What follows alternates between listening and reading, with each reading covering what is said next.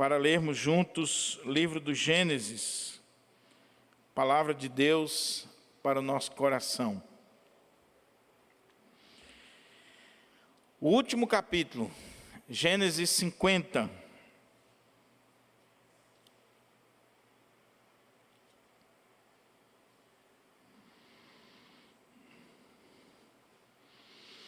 O tema da nossa pregação vai ser a esperança dos servos de Deus. A esperança dos servos de Deus. Gênesis capítulo 50, vamos ler do verso 22 até o verso 26. Amém? Gênesis capítulo 50, versos 22 ao 26, diz assim a palavra do Senhor. José ficou morando no Egito, ele e a casa de seu pai. Viveu 110 anos.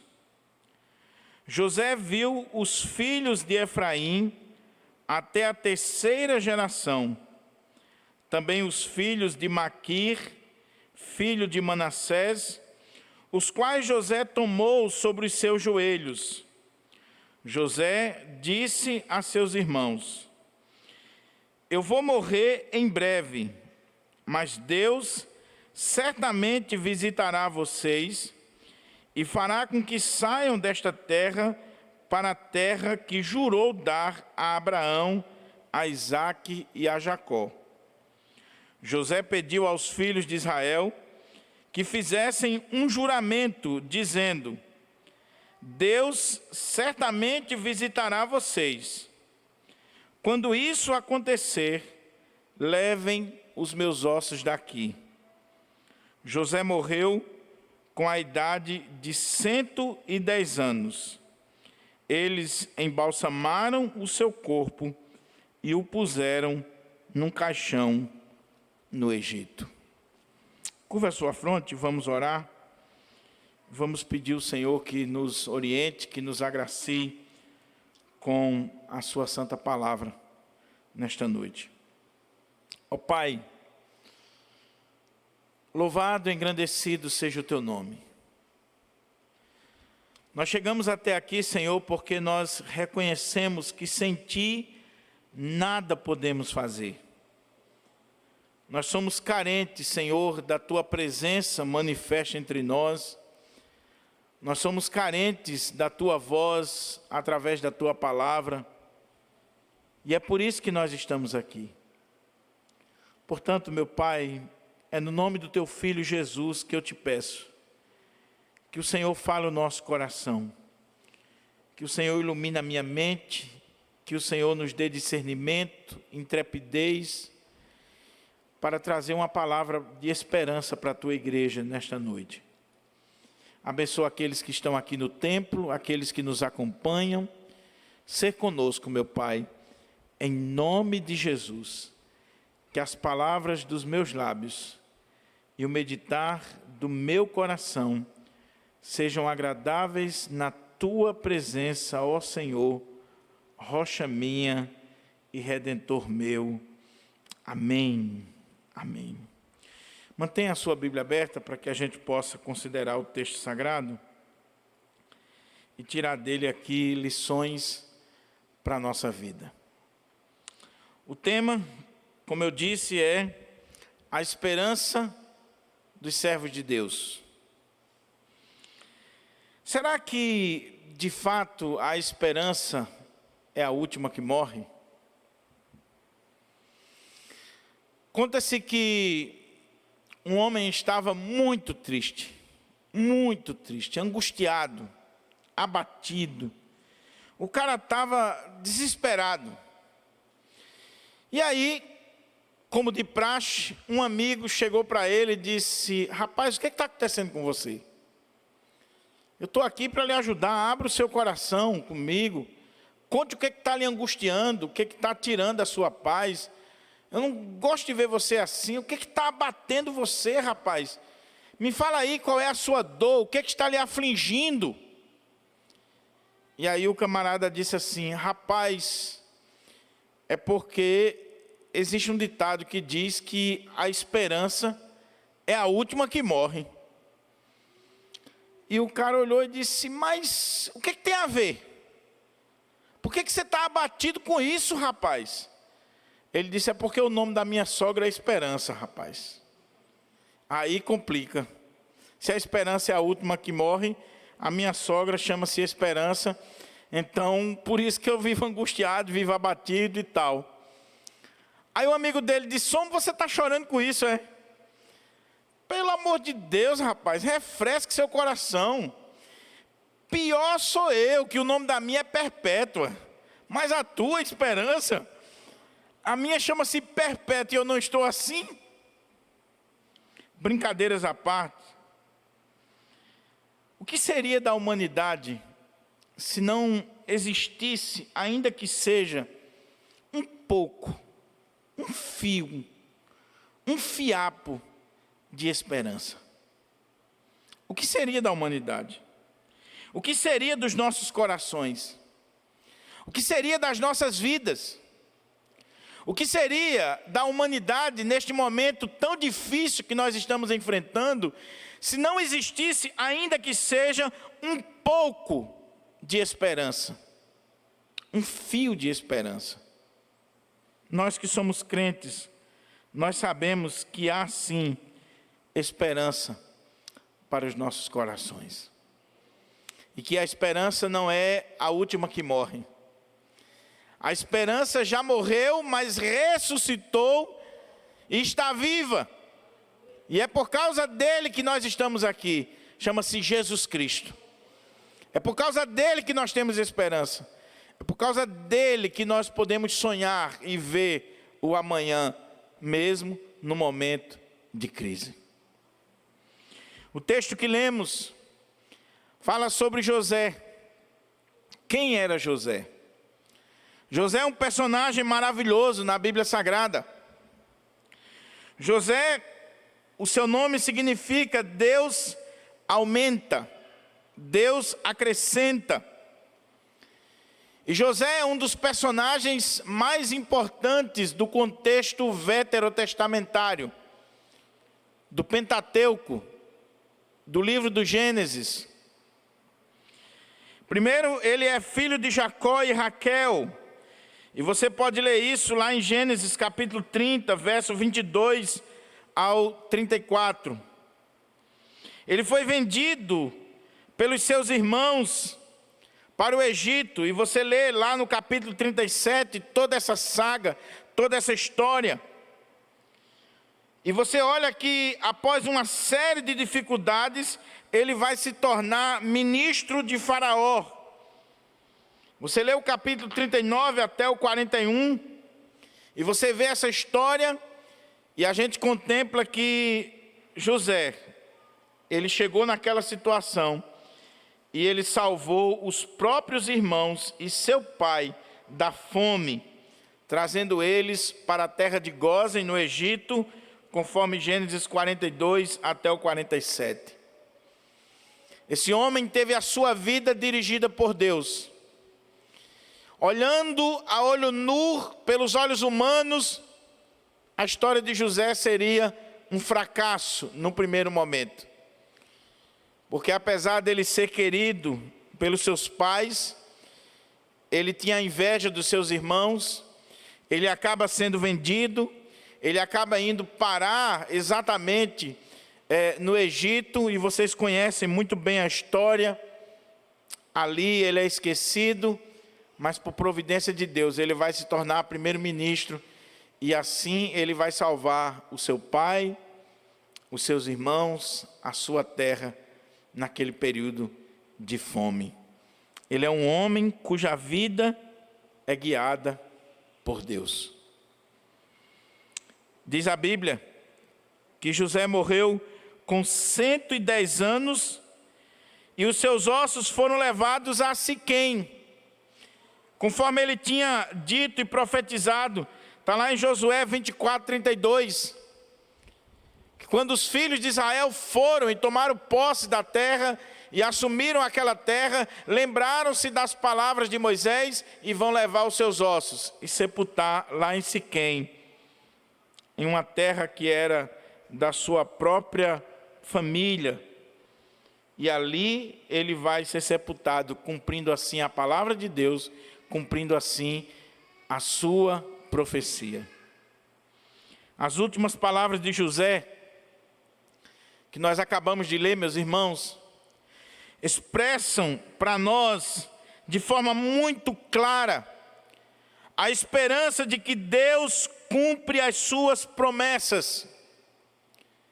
José tinha a esperança de que Deus iria cumprir a sua promessa a Abraão, Isaque e a Jacó, conforme havia dito lá em Gênesis capítulo 12, quando o Senhor diz a Abraão que o seu povo, a sua descendência, iria ser escrava no Egito por 400 anos, mas que no tempo certo Deus iria tirar esse povo de lá. E José, crendo nesta palavra, tendo esperança nesta palavra que Deus havia dito a Abraão, José está aqui dando ordens a respeito dos seus próprios ossos. Por causa dessa esperança, ele está profetizando, ele está falando, ele está entendendo que o Senhor vai dar como possessão a terra de Canaã. O livro de Gênesis termina assim, com uma referência à libertação dos israelitas da sua escravidão no Egito, que seria ou que será o tema do livro do Êxodo. É muito importante a gente ler essa história, meus irmãos. Nós temos uma tendência de ler só o Novo Testamento, mas nós precisamos ler o Antigo Testamento. Nós precisamos meditar no Antigo Testamento. E aquilo que é profetizado vai se cumprir literalmente quando você abre as páginas do Êxodo, quando você lê o livro de Josué, quando você lê toda a narrativa veterotestamentária, você vê Deus cumprindo a sua palavra. A esperança dos servos de Deus. José está dando ordem a respeito dos seus ossos, porque José é alguém que crê nas promessas de Deus, que crê na palavra de Deus, e assim ele tem esperança, mesmo diante das circunstâncias adversas da vida. Ele diz que eles deveriam fazer transportar os seus ossos. E quando nós lemos a Bíblia, você lê em Êxodo que isso vai se cumprir lá no capítulo 13, versículo 19, Josué 24, 32, lá no livro de Hebreus, na galeria dos heróis da fé, capítulo 11, você vai ver que pela fé, José deu ordem a respeito dos seus ossos. Foi um ato de fé, de confiança em Deus, de crer nas promessas de Deus, de ter esperança em Deus. Ele diz: eu morro, mas o Senhor vai cumprir a sua palavra.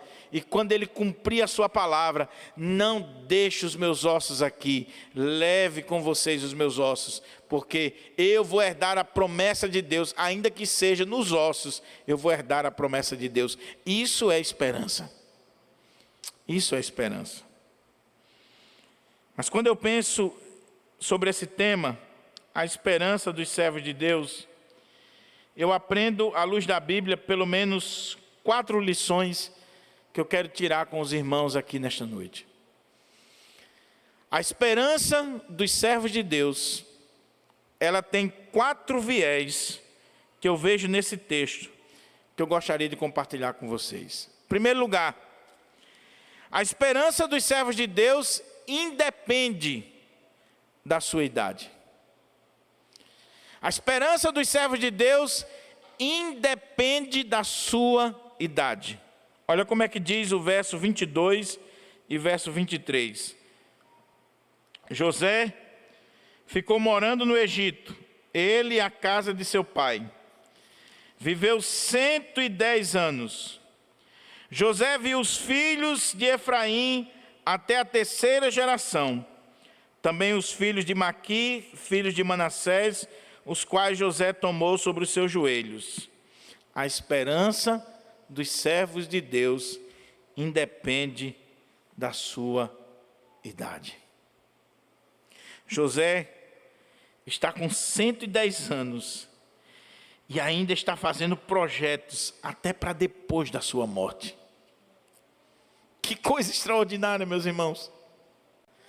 Porque um homem com 110 anos, ele já deveria ter pendurado as chuteiras.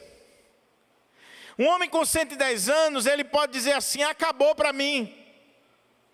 Não há mais esperança, não tem mais o que projetar, não tem mais o que sonhar, não tem mais o que pensar, não tem mais o que idealizar. Um homem com 110 anos, ele deveria estar completamente cabisbaixo.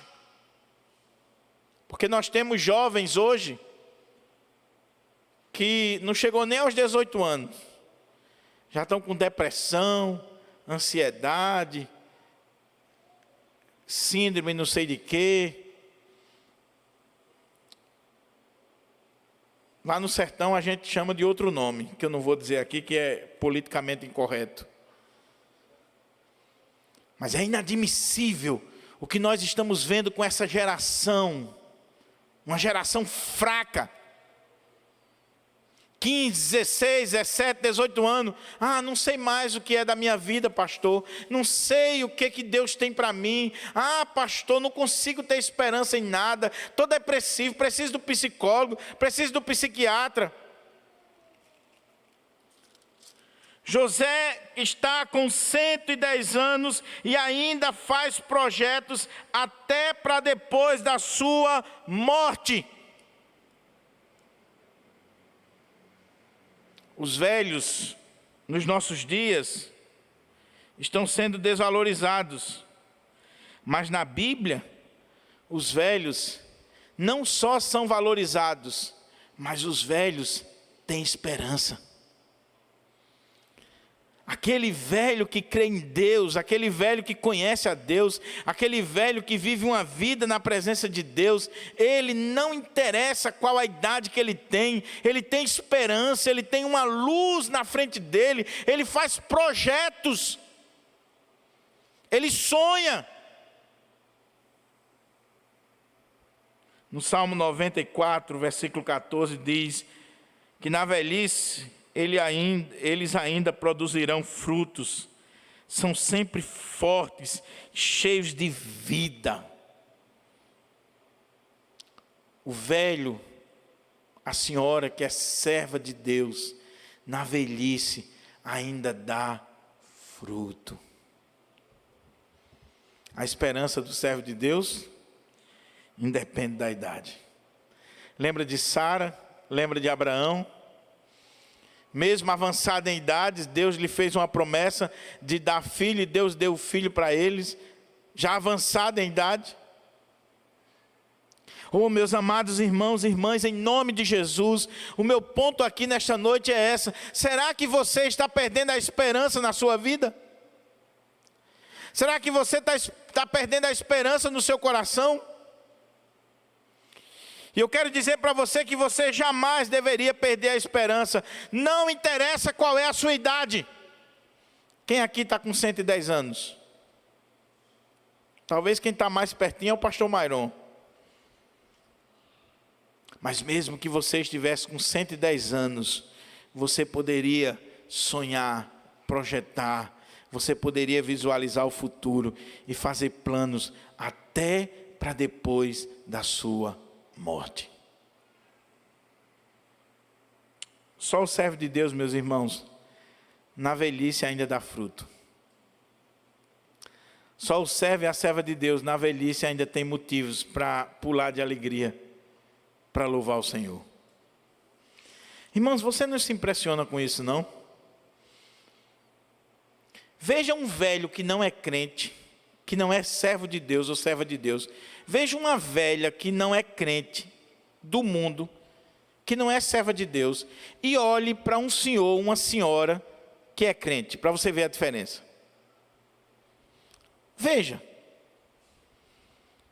Você vê senhorinhas na igreja envolvidas com o trabalho da oração, com os cultos, com a obra do Senhor, pregando, levando a mensagem do Senhor, cheia de vida, cheia de vigor, de alegria. Por quê? Porque tem esperança, porque tem fé, porque tem Cristo na sua vida, porque tem o Senhor na sua vida. Independe da idade. Fica aqui o alerta para nós. Você que é jovem, cheio de vida, você que está começando a vida agora, você está perdendo a esperança, por quê? Por que você está perdendo a esperança? Por que você acha que nada vai dar certo para você?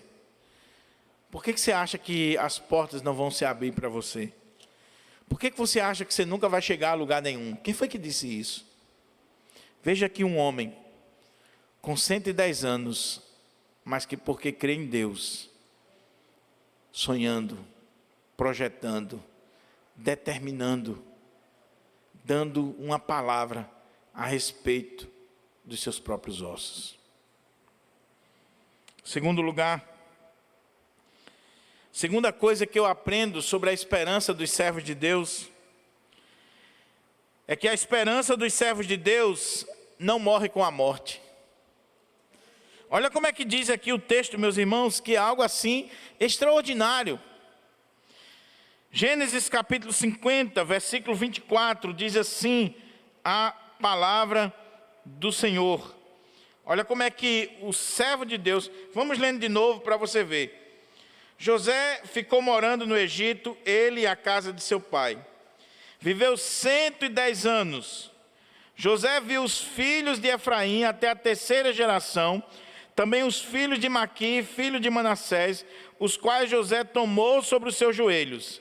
José disse a seus irmãos: eu vou morrer em breve, mas Deus certamente visitará vocês e fará com que saiam desta terra para a terra que jurou dar a Abraão, a Isaque e a Jacó. A esperança dos servos de Deus independe da sua idade, e a esperança dos servos de Deus não morre com a morte. Nem a morte consegue tirar a esperança dos servos de Deus. Nem a morte arranca de nós essa convicção bendita, maravilhosa que o Senhor coloca no nosso coração. José está dizendo assim: eu morro, mas Deus vai cumprir sua promessa. E quando Deus cumprir sua promessa, leve meus ossos daqui. Leve meus ossos daqui. José sabia que nem a morte tira a esperança do servo de Deus. Nem a morte. A morte é o fim ou é o começo? Essa é a grande briga na teologia e na filosofia. Para alguns filósofos, existencialistas, materialistas, a morte é o fim. Morreu, acabou. Tudo se resume a essa vida, a essa existência. Para nós que somos crentes, que somos teólogos e cremos na palavra de Deus, a morte é o começo da verdadeira vida, daquele dia onde nós estaremos com o nosso Senhor para todo sempre. Nem a morte tira a esperança dos servos de Deus, nem a morte. Para o crente, é apenas o começo de uma nova realidade. É por isso que Paulo diz que para ele, morrer é lucro. Se o império achava que matando Paulo estaria fazendo mal para ele, matando Paulo era lucro, porque ele estaria com o seu Senhor. Morrer é lucro. Oh, meus amados irmãos, como nós estamos precisando aprender isso. Como nós estamos precisando internalizar essa verdade bendita e sacrossanta na nossa vida. Você sabe qual é o maior problema da pandemia do coronavírus? É que a pandemia está mostrando que nós, os crentes, temos mais medo de morrer do que a gente imaginava. E isso é terrível, meus irmãos. Eu não estou dizendo que você não tenha receio, que em determinado tempo você não tenha medo, mas isso não pode se tornar um pavor na sua vida. Você só morre no dia que Deus quer, na hora que Deus quer, na hora que Deus determinar. E pode ser de coronavírus, pode ser de um acidente de avião, pode ser de uma topada que você levou quando saiu de casa, pode ser de qualquer coisa. E pode não ser de nada. Meu primeiro patrão era um homem muito piedoso, um homem de Deus. Ele tinha um costume, todos os dias, a mercearia dele ficava do lado do sol, e aí à tardinha, ele pegava a cadeira e ia para o outro lado, sentava de frente à Caerne lá, em Currais Novos. Botava a cadeira, ficava sentado, de lá ele estava vendo a mercearia.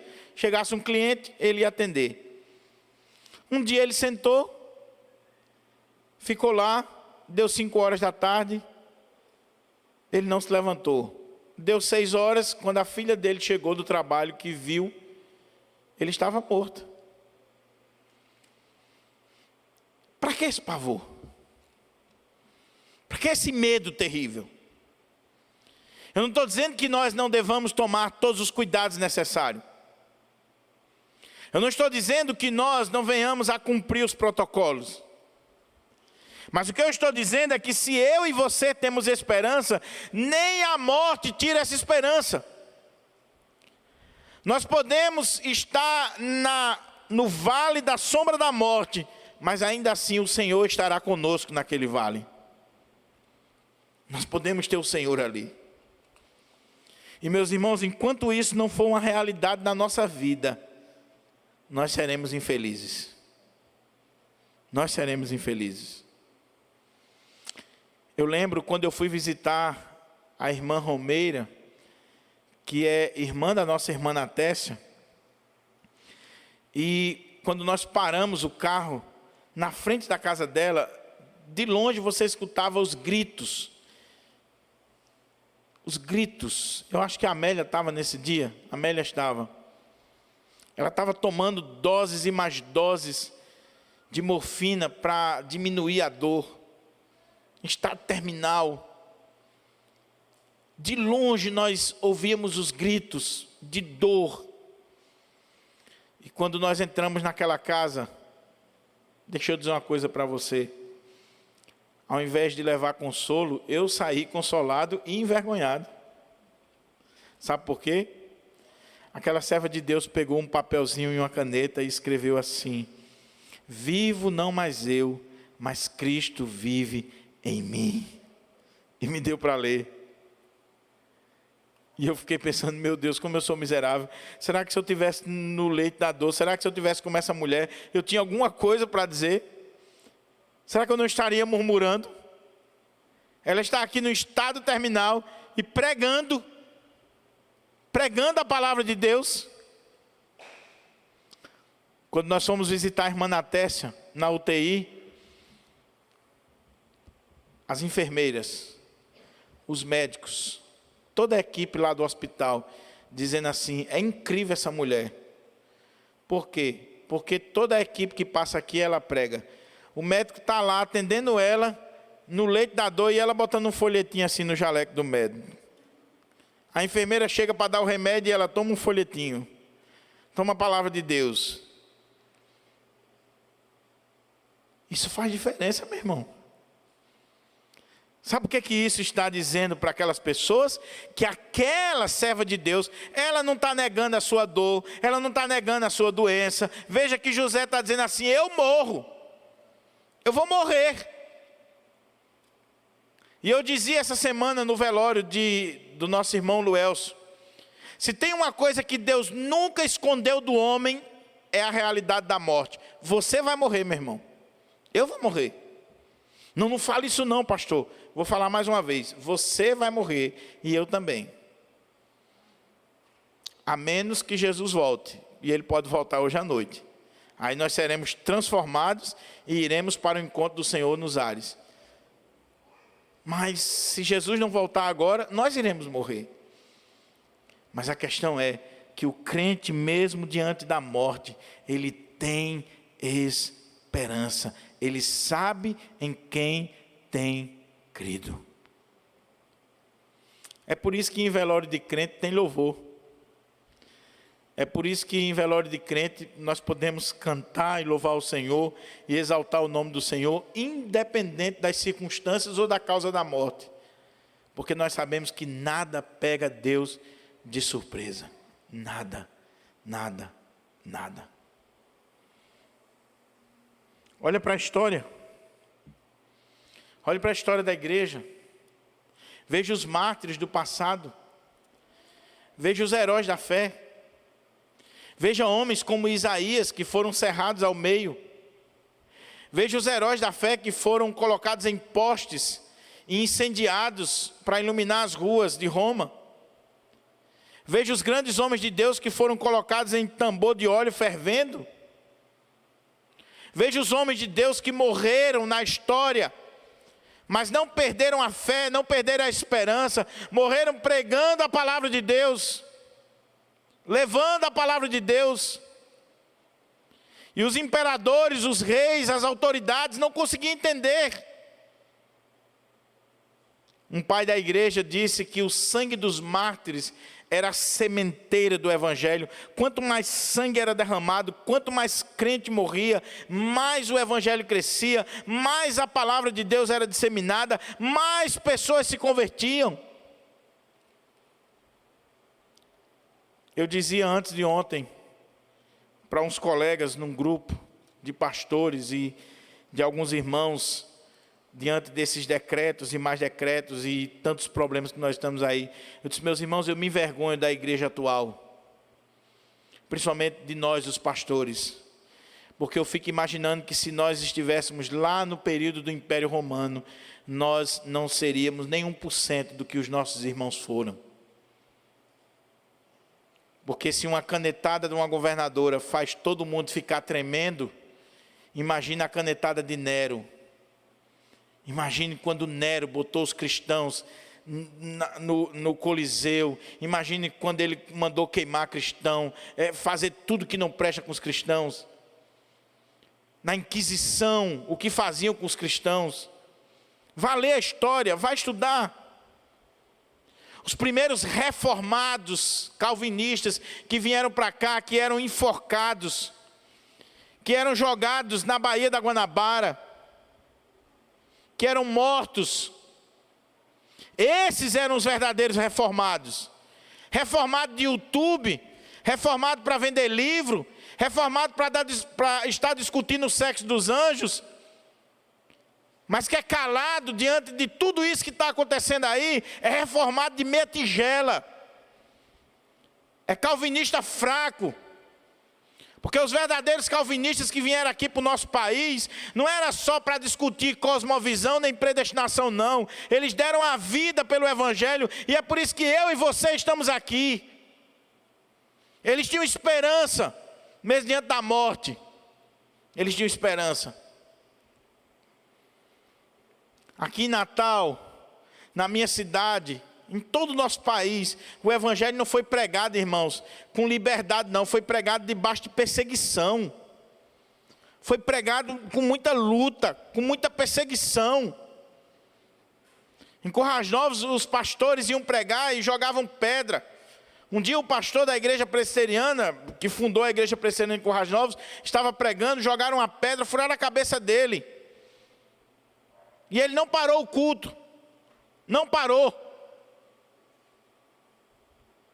Nós precisamos crer mais e ter mais esperança, mesmo diante da morte. Mesmo diante da morte. Eu dizia hoje de manhã aqui, Martyn Lloyd-Jones, que é a maior influência no meu ministério, internacionalmente falando. Nacionalmente todo mundo sabe que é o pastor Hernandes. É um homem de Deus, é um amigo, um conselheiro. Martyn Lloyd-Jones, que é a maior influência na vida de Hernandes, de Augusto Nicodemos e de tantos pastores no mundo inteiro. Martyn Lloyd-Jones era médico, cardiologista. Um homem que era o assistente do médico da família real. Seria o sucessor natural. E ele abriu mão da medicina para ser pastor de uma congregação pobre que estava para fechar, que o presbitério ia fechar lá no país de Gales. E ele foi para ali, sem salário praticamente, para não ver aquela igrejinha fechar. Uma igrejinha formada de mineiros, de pessoas pobres. Deus abençoou o ministério dele ali. Após um período longo de ministério, ele foi convidado para ser co-pastor na capela de Westminster, em Londres. Chegando lá, o pastor titular se aposentou e ele assumiu a igreja. E quando ele assume a igreja, é mesmo no período da guerra. Bombas estão caindo por todo lado em Londres. E Deus falou com ele, calvinista, reformadão. Quem é que disse que Martin Lloyd Jones não era reformado? Calvinista. Não era calvinista de YouTube nem de Facebook, não. Calvinista. Deus falou com ele assim: pode cair todos os prédios aqui da cidade, mas a capela não vai cair. Continue firme, fazendo os cultos. As igrejas de Londres passaram a se reunir fora da cidade com medo dos bombardeios. A capela de Westminster, que tinha um pastor, um homem de Deus, começou a se reunir ali mesmo, independente de bomba, independente do que estava acontecendo. Período de guerra. Um dia, uma bomba caiu próximo à capela. A capela fica próxima ao palácio. As paredes tremeram, rachou, poeira caindo. O pastor continuou pregando e a igreja continuou no mesmo lugar. Oh, meus irmãos, será que a nossa geração é assim? Será que a nossa geração é assim? Sabe por que não é? Porque falta duas coisas simples. Não é ler livros não, meus irmãos. Está faltando duas coisas básicas, simples na nossa vida, para ter essa esperança, essa fé, para ter esse tipo de comportamento. Sabe o que está faltando na nossa vida? Oração e palavra. Oração e palavra. Oração e palavra. Oração e palavra. Eu gosto de livros. Desculpa aqui, não é para esnobar não. Mas eu já tenho na minha biblioteca, eu acho que de 5.000 a mais livros. Falta estante. Alguns eu vou ler na glória. Eu gosto de livros. Mas não é lendo livros que a fé vem ao nosso coração. A fé vem pela palavra de Deus. Palavra de Deus. É quando eu leio as histórias dos homens de Deus, é quando eu leio as Sagradas Escrituras, que o Espírito Santo traz fé ao meu coração, traz esperança ao meu coração, porque essa palavra aqui é viva. É viva. Então está na hora, meus irmãos, de nós dobrarmos mais os joelhos, de nós orarmos mais. Orar não é reza não. Sabia que presbiteriano reza? A grande maioria. Nós criticamos os católicos, mas a maioria dos presbiterianos rezam. A oração é a mesma, concatenada, as mesmas palavras, o mesmo segmento. Não tem intimidade, não tem vida. É para se apresentar muitas vezes. É para mostrar palavras bonitas. Deus não se impressiona com as suas palavras, com a sua dinâmica, com o seu vocabulário. Deus quer ver o seu coração rasgado diante dele, meu irmão. Rasgado. A esperança do servo de Deus não morre com a morte. Não morre com a morte. Essa semana, eu liguei para minha mãe e ela disse: meu filho está tendo um problema aí, que não vai ter culto, não sei o quê. E um bocado de pastor frouxo que não quer abrir a igreja. E eu espero que você não caia nisso não. Que você é homem, eu criei você para ser homem. E aí eu, só para ver a atitude dela, porque minha mãe é uma benção, eu disse: mãe, não vá para a igreja, mãe. Mãe, a senhora sabe que o negócio está sério, a doença está grande. Eu disse: meu filho, olha, eu vou logo dizer a você. Ela disse com outras palavrinhas, mas eu vou colocar no português mais rebuscado. Não tem homem nenhum que impeça de eu ir para a igreja. Nem você, não vem com essa conversa não. E eu disse assim: mãe, e se a senhora pegar a doença e morrer? Ela disse: eu não vou morrer um dia? Mas eu prefiro pegar a doença na igreja e morrer, porque hoje eu tenho esperança, eu sou uma serva de Deus, eu sei para onde eu vou. O problema é quando eu pegava doença nos bares, nas ruas, antigamente quando eu vivia no mundo. Mas hoje eu ir para a igreja, se pegar a doença na igreja, é lá mesmo que faz o velório, de lá mesmo manda para o cemitério. Talvez você diga assim: é ignorância? Pode ser ignorância, mas é uma ignorância santa. É uma ignorância santa. Porque o miserável que vai pular no carnaval, que vai pular no carnatal, ele não está nem aí com doenças sexualmente transmissíveis, ele não está nem aí com vírus, ele não está nem aí com uma série de coisas, e nós, os servos de Deus, vamos ficar com medo? Com medo? Eu dizia ontem, na reunião que a gente teve, eu concordo em fechar as igrejas, meus irmãos. Alguns apregoando aí fechar as igrejas independente do decreto. Eu disse: eu concordo. Se você fechar o seu escritório, se você fechar a sua empresa, se cada um aqui ficar dentro de casa, sem sair para canto nenhum, aí eu concordo.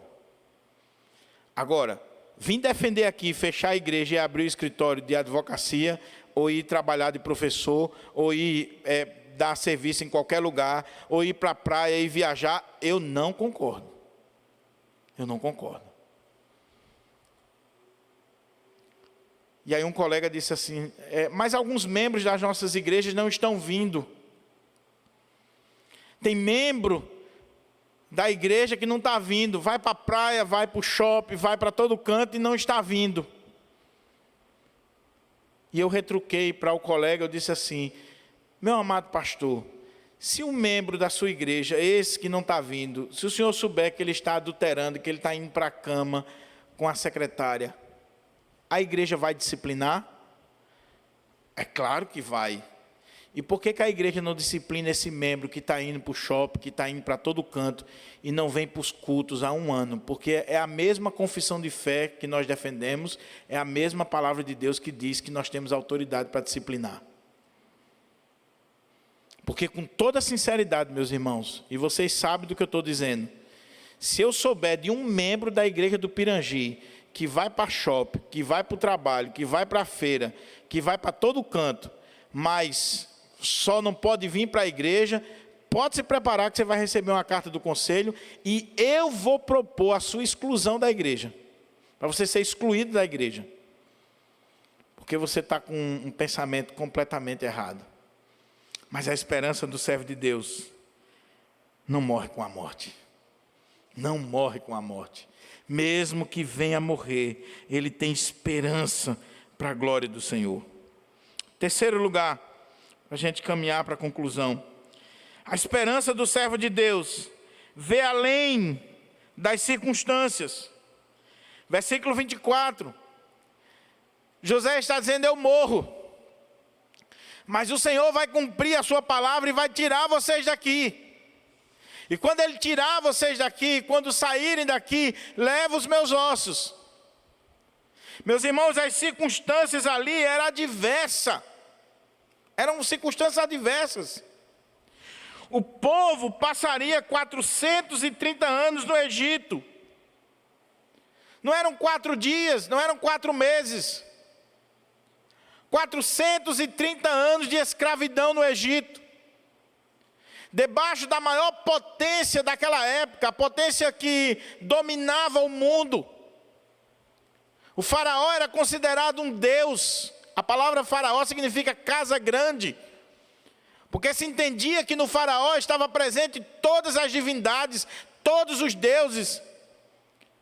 O faraó tinha praticamente uma autoridade absoluta. Não havia esperança para aquele povo humilde, simples.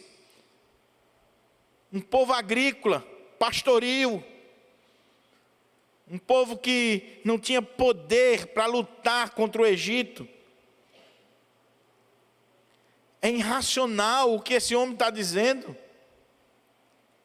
Mas a esperança do servo de Deus, ela vê além das circunstâncias. Não interessa a circunstância, não interessa quem está no poder, não interessa quem está por trás. O que interessa é que se Deus falou, vai se cumprir. Se Deus está dizendo, vai se cumprir. Vai se cumprir.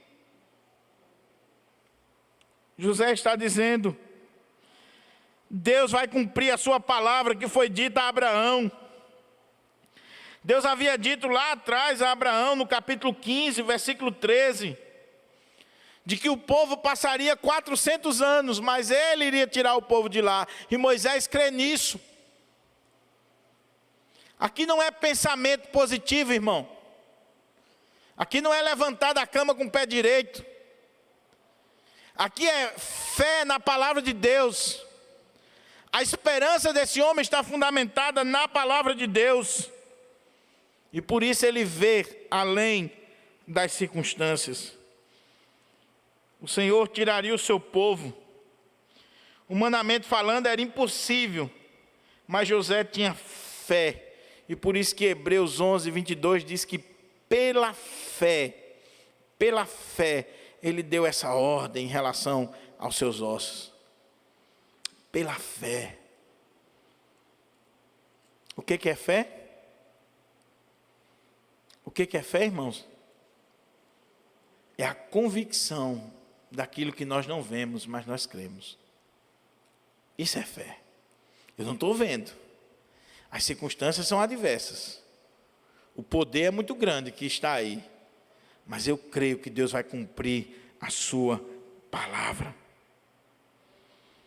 Quais são as circunstâncias adversas ou horríveis que estão presentes na sua vida? Quais são elas? Desemprego, doenças. São tantas as circunstâncias adversas que nós enfrentamos. Essa pandemia que está aí, essa segunda onda do coronavírus. Ninguém está negando não as circunstâncias não, meu irmão. Por favor, nós não somos negacionistas. Está aí sim. Ontem, não tinha menos do que 100 pessoas no Hospital do Coração não, para ser atendida de Covid. De Covid. Ninguém está negando as circunstâncias. Mas o que nós estamos dizendo é que, apesar das circunstâncias, nós temos esperança, não no governo do Estado, não no governo municipal, não no governo federal, não nos homens, nós temos esperança em Deus. E Deus vai usar o governo federal, o governo estadual, municipal, Deus vai usar os cientistas, os médicos, Deus vai usar quem for. Mas a nossa esperança está nele. É nele que está a nossa esperança.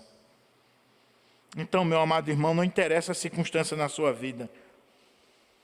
Não interessa o que você está passando, não interessa o que você está enfrentando. Eu não sei, nem quero adivinhar, nem vou manipular ninguém. Eu não sei o que você está passando. Mas eu sei de uma coisa. O servo de Deus, ele pode ter esperança, mesmo que as circunstâncias sejam adversas. Mesmo que as circunstâncias sejam terríveis. O servo de Deus, ele pode ter esperança. Está difícil? Está sombrio? A coisa está ruim? Mas há esperança para nós. O Senhor nos ensinou a olhar além das circunstâncias. Oh, meus irmãos, uma das coisas que me alegra o coração é quando eu leio a palavra de Deus e eu vejo o Senhor Jesus dizendo assim: as portas do inferno não prevalecerão contra a igreja de Deus. Nunca. Nunca vai prevalecer. A igreja sempre vai marchar resoluta, firme no Senhor, apesar das circunstâncias. As circunstâncias adversas, muitas vezes, meus irmãos, elas vêm só para peneirar.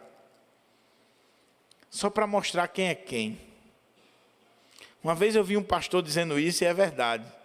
De vez em quando, meus irmãos, a igreja está tão cheia de hipócritas, de gente que faz de conta, A árvore está tão carregada de pessoas que são falsos cristãos, que Papai do Céu dá uma balançada assim com a perseguição, e fica só os crentes mesmo. Fica só os fiéis. Só aqueles que são realmente de Deus. Só aqueles que realmente foram transformados por Deus, eles vão ficar, apesar das circunstâncias, porque eles têm esperança. Mas eu quero concluir essa palavra com a última parte desse texto, quando ele diz assim, versículo 25. José pediu aos filhos de Israel que fizessem um juramento dizendo: Deus certamente visitará vocês. Quando isso acontecer, levem os meus ossos daqui. José morreu com a idade de 110 anos. Eles embalsamaram o seu corpo e o puseram num caixão no Egito. A última coisa é que a esperança dos servos de Deus, ela está fundamentada em Deus e nas suas promessas. Não está nas coisas, nas pessoas, nas instituições, mas toda a vida de José tem como marca: Deus era com ele. A esperança de José, meus irmãos, é Deus. Não é Faraó, não são os israelitas, o poder bélico deles que eles não tinham. A esperança dele é Deus. Deus visitará vocês e vai tirar vocês daqui. E quando Ele fizer, leva os meus ossos. No dia que o povo saiu do Egito, eles lembraram de levar os ossos de José. E lá em Josué vai deixar muito claro que eles levaram os ossos de José e sepultaram lá na terra do Senhor. A esperança do servo de Deus independe da idade, não morre com a morte, vê além das circunstâncias, está fundamentada em Deus e na sua palavra e nada mais. A Bíblia diz: não confiei em príncipes, nem nos filhos dos homens. A nossa confiança está no Senhor. Nós não podemos confiar em homens, irmãos. Homens são falíveis, são corruptos.